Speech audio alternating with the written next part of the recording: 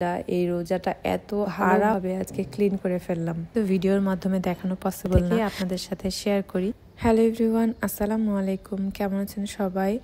সবাইকে জানাচ্ছি অনেক অনেক শুভেচ্ছা রমজানের। আমাদের দেখতে দেখতে রমজান কিন্তু একদম শেষের পথে। তো এই যে আলহামদুলিল্লাহ সব কিছু ম্যানেজ করে সংসারের টুকিটাকি কাজগুলো করে আলহামদুলিল্লাহ ঠিকঠাক মতো রোজাগুলো সবাই করতে পারেন, এটাই সবার জন্য অনেক অনেক চাওয়া। আসলে আল্লাহ এই রোজার মাধ্যমে আমাদের সবার চাওয়াগুলোকে পূরণ করে দিক। তো সংসারের টুকিটাকি কাজ দিয়েই কিন্তু আজকের ব্লগটা শুরু করেছি। আর যেহেতু শনিবার, তার জন্য হাতে অফুরন্ত সময়। আজকে বাইরে যাওয়ার কোনো টেনশন নাই, অফিসে যাওয়ার কোনো ঝামেলা নাই।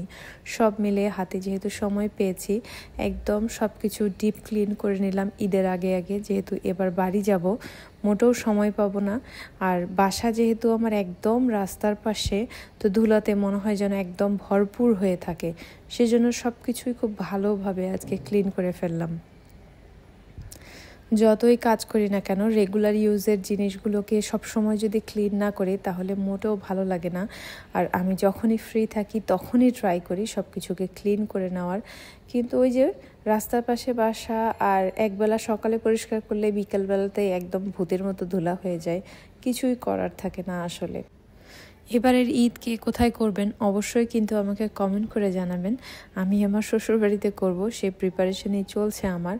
কারণ সাধারণত অনেক দিন আমার যাওয়া পড়ে না, তো এবার ভাবলাম ঈদটা ওখানেই করি। ছুটির দিন মানেই আমার কাছে হয় গুছাগাছি করা, নয়তো রুম পরিষ্কার করা, নয়তো রান্নাবান্নার সব কিছু প্রিপারেশন আগে থেকে করে রাখা। কারণ আমি তো সময় পাই না, আমি যেটুকু সময় পাই সেটুকু সময়ের মধ্যে সব কিছু আমাকে ম্যানেজ করে নিতে হয়, নয়তো অফিস ডেগুলোতে আমার জন্য অনেক রাশ হয়ে যায়। আমি আসলে এত দৌড়াদৌড়ি করে কাজ করার আসলে সাহস পাই না, শক্তিও পাই না।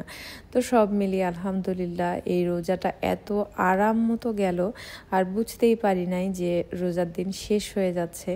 মনের মধ্যে একটা কষ্ট কাজ করে যে নর্মাল ডেগুলোর চাইতে যদি সারা বছর রোজা হতো তাহলে হয়তো বা ভালো লাগতো, অন্যরকম একটা ভালো লাগা কাজ করে। এখানে সবাই নিয়ম মতো সব কিছু করি। বিশেষ করে আমার কথা বলবো, আমি নামাজ কালাম পড়ার চেষ্টা করি, নিয়ম মতো সব কিছু কাজ কমপ্লিট করার চেষ্টা করি, নিয়ম মতো ঘুমাই, নিয়ম মতো উঠি, সব কিছু সুন্দর মতো হয়। কিন্তু এই যে রোজা শেষ হয়ে যাবে না, সব এলোমেলো হয়ে যাবে। তো খুব করে চেষ্টা করি যে যতই ব্যস্ত থাকি না কেন নিজেকে নিয়মের মধ্যে নিয়ে আসবো, নিজেকে একটা রুটিনে নিয়ে আসবো। কিন্তু আসলে হয়ে ওঠে না, পারিপার্শ্বিকতা, ব্যস্ততা সব মিলিয়ে যেন কি এক ভয়ানক অবস্থা, কি যে জীবনযুদ্ধ আমাদের, আসলে বলার মতো না। তো এখানে আমি অল্প স্বল্প করে যে ছোট ছোট কাজগুলো সাধারণত সময়ের অভাবে করতে পারি না, সেগুলোই অল্প অল্প করে কমপ্লিট করে নিচ্ছিলাম। আসলে একটা সংসারে অনেক কাজ, আর এত কাজ কিন্তু ভিডিওর মাধ্যমে দেখানো পসিবল না। তারপরে টুকটাক করে আমার ভালো লাগার জায়গা থেকে আপনাদের সাথে শেয়ার করি। ছোট্ট একটা ভিডিও শেয়ার করলাম। যদি ভালো লাগে অবশ্যই লাইক কমেন্ট করে আমার সাথেই থাকবেন। আর এই রমজানের দিনে আমার জন্য দোয়া করবেন, সমস্ত পৃথিবীর মানুষের জন্য দোয়া করবেন। আল্লাহ যেন আপনাদের মনের আশা এই রোজার মাধ্যমে সবার পূরণ করে দেয়, এটাই আমার তরফ থেকে আপনাদের জন্য অনেক অনেক দোয়া থাকবে। ভালো থাকবেন সবাই। আজকের মতো টাটা।